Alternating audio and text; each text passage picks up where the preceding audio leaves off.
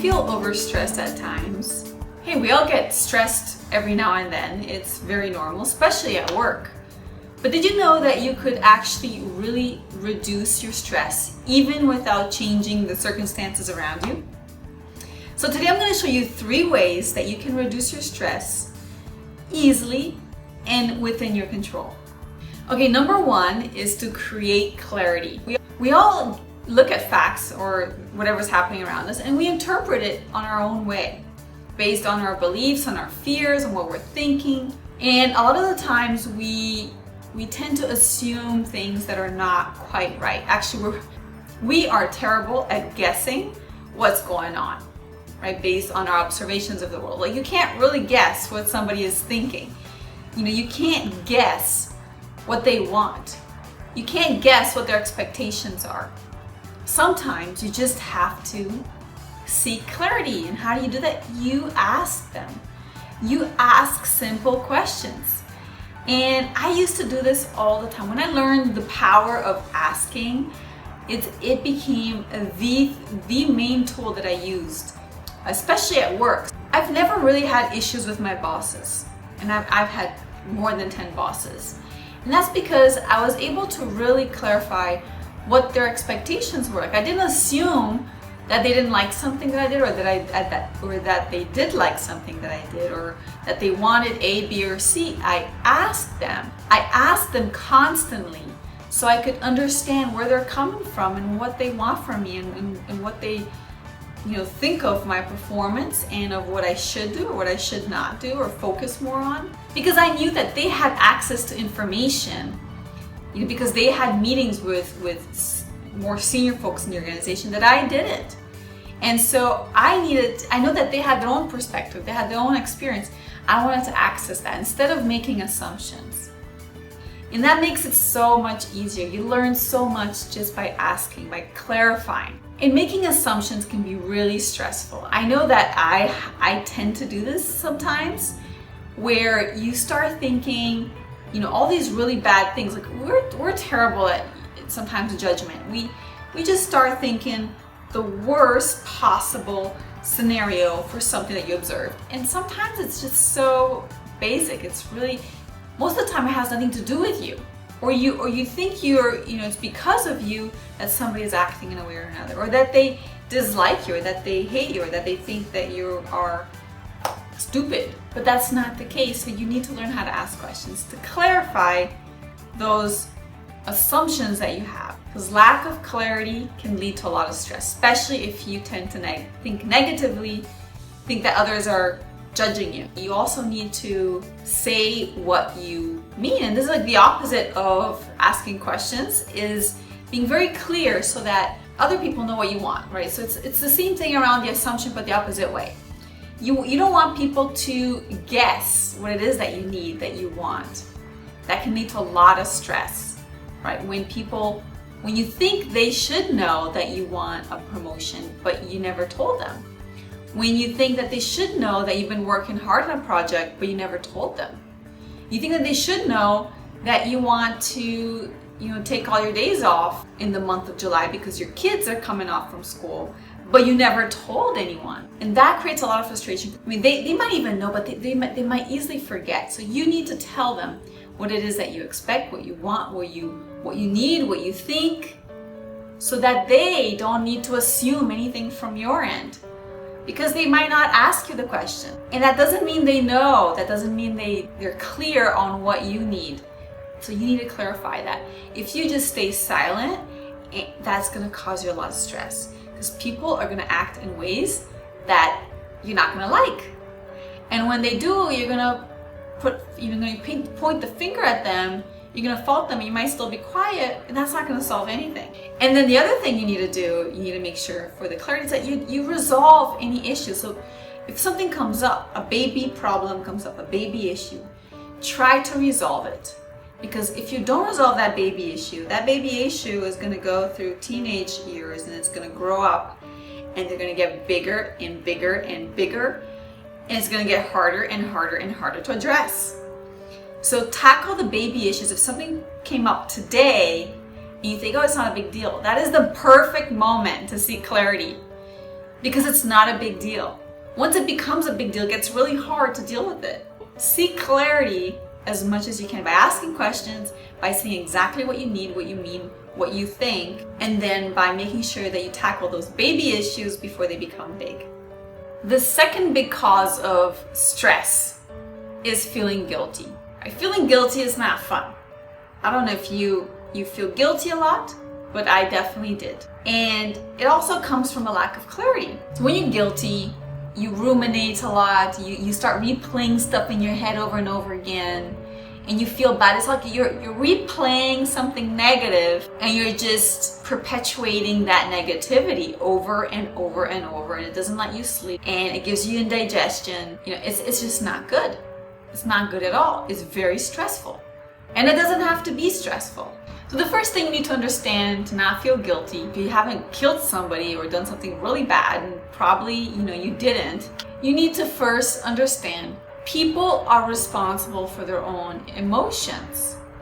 You are not responsible for other people's feelings of how they feel, if they feel angry or upset. Because you have to understand where emotions come from. They come from a person's individual interpretation of the world, of a fact, of something that happened, and that goes back to their entire history. That goes to their fears.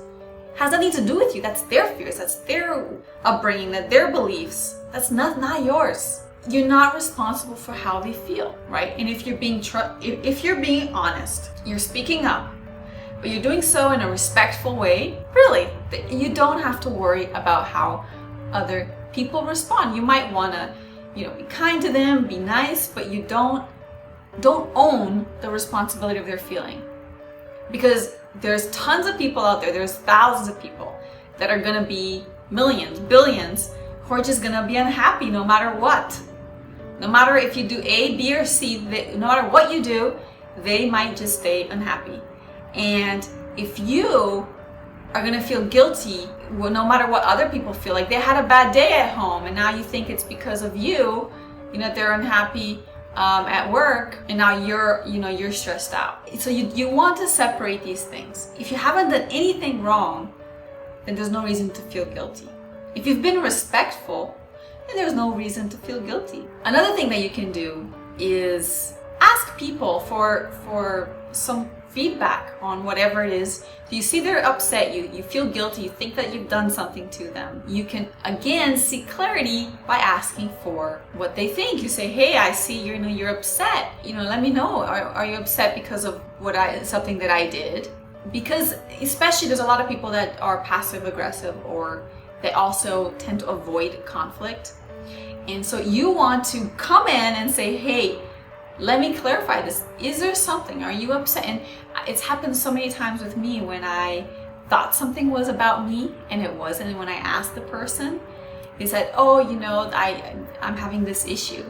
And it was completely unrelated. You gotta release this guilt by really understanding what the issue is. And that allows you to get really specific and understand exactly what it is that you did and what the impact was. And then you can analyze, well, if somebody else did the same thing and somebody else felt hurt, would you think that they were mean? Like, could you have done something differently with the information that you had at hand at that time that would not be too disruptive to you and to others? And then the third thing that you can do to reduce your stress, and this is one of my favorites because it's so simple. And yet, some people have a hard time doing it. Saying no. So all you need to do is, instead of making your default mode saying yes, make your default mode saying no. So if somebody asks you for anything, you say, well, let me think about it. Don't say yes immediately. Say, let me think about it. I'll get back to you. Give me until the end of the day to figure this, just check it out and see if I can or not. Don't just, because a lot of people have this immediate response. They smile and then they feel like, they're somehow important or people like them, or yes, without even thinking. It's like this automatic response, and then they regret it because they realize that they don't have the time, it's not their priority. And the other thing is that when you say yes to something, that somebody else wants, that's their priority, you are automatically saying no to something that is yours. That's true for a lot of any type of resource, but the most important resource is time. Right? So if you're giving away your time to somebody else, you're taking that time away from you, or for one of your projects or your priorities. And when you have less time to progress on your own priorities and what's important to you, you're also going to feel less motivated. You're going to feel more stressed. And the frustration sometimes of having said yes, feeling like you need to commit to it, but not wanting to after you said a yes, that can also lead to stress. So just say no. It's really simple. You don't need to over justify it. You want to keep it short. There's no blaming, no big stories, no fluff. You just say it nicely, kindly, politely. No, unfortunately I can't, or let me think about it. And then you can say no or yes if you feel that's definitely a yes for you. And just be firm. Just be firm. And it might be hard in the beginning if people are used to hearing yes from you, but it won't take long before they understand that you're looking after yourself and the interests of your department, your company, your team, your family, or whatever goal that it is that you have. Right? So those are the three things. So if you want to reduce stress, seek clarity by asking questions, by eliminating assumptions, by speaking up and saying what it is that you need, and not allowing issues to escalate. Second, stop feeling guilty because it's not other people's feelings are not your responsibility, right? And then third, learn to say no. Learn to say no. Start with a no. Be firm. Keep it short. Keep it concise.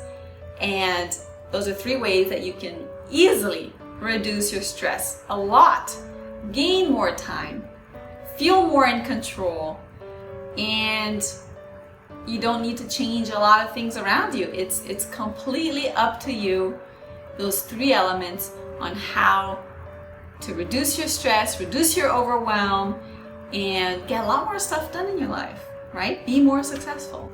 So I challenge you to have confident, candid, and caring conversations today, and to find your assertive way to greater happiness, to greater impact, and to the best version of who you are. I'll see you next time. And if you want to learn more about how to be assertive, because a lot of what we discussed today, saying no, speaking up, asking questions, clarifying issues, dealing with guilt, that is all part of being assertive. And you can absolutely be assertive without being rude, without being mean, without being aggressive. So if you want to learn more about how to say no, how to ask questions, and all of that good stuff to reduce your guilt, check out some of our free mini course on how to be assertive without being mean. I put the link below. Check it out, and I'll see you in the next video.